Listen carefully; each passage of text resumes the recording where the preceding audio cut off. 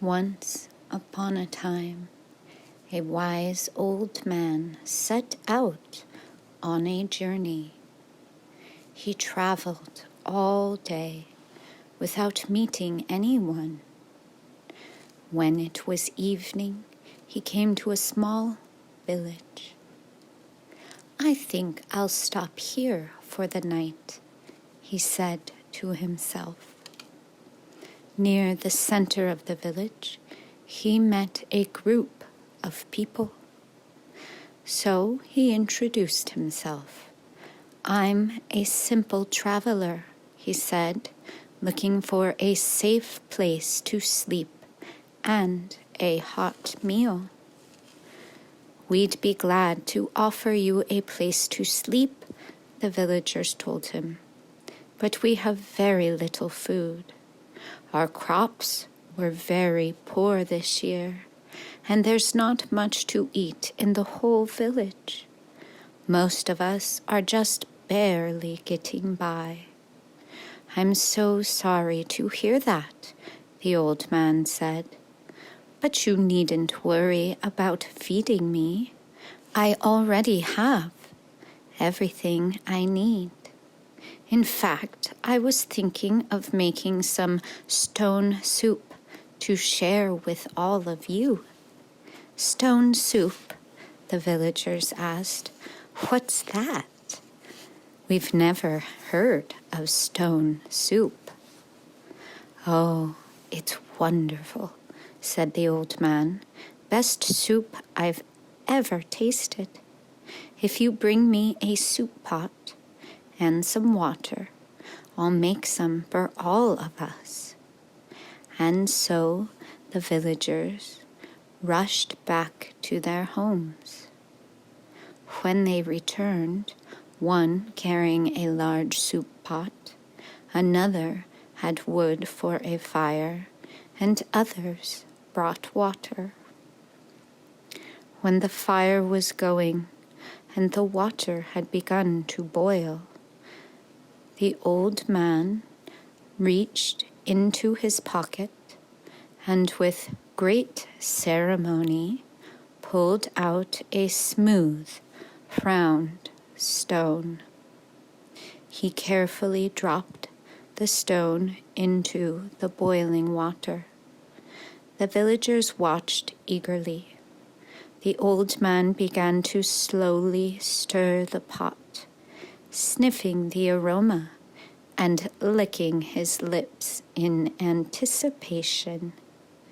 "I do like a tasty stone soup," he said. "Of course, stone soup with cabbage. Now that's really special." "I might be able to find a bit of cabbage," one villager said, and off she went to her house, returning with a small cabbage she had stored away in her pantry. "Wonderful," said the old man, as he added the cabbage to the pot. "This reminds me of the time I had stone soup with cabbage and a bit of salted beef. It was unbelievably good." After a moment of silence, the village butcher spoke up. "I know where there's a bit of salted beef," he said, and off he went to his shop to get it.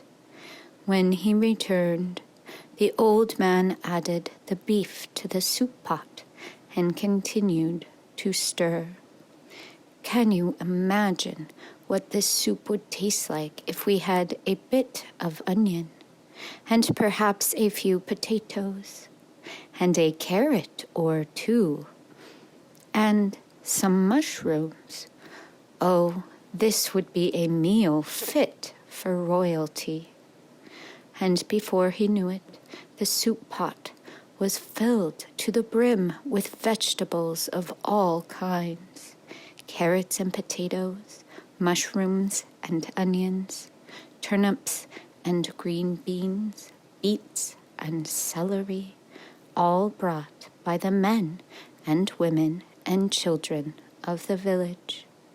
Not only that, but the village baker came out with some fresh bread and butter. And as the soup simmered slowly over the fire, the wonderful aroma began to waft over the villagers. They began to relax and talk together, sharing songs and stories and jokes. When the soup was finally done, the old man ladled it out into bowls, and they all shared a delicious meal together. There was more than enough for everyone to eat their fill. Afterward, they all declared that it was the best soup they had ever tasted. The next morning, as the old man was leaving the village, he passed by a group of children playing at the side of the road. He handed one the smooth stone and whispered, "It was not the stone that performed the magic. It was all of us working together."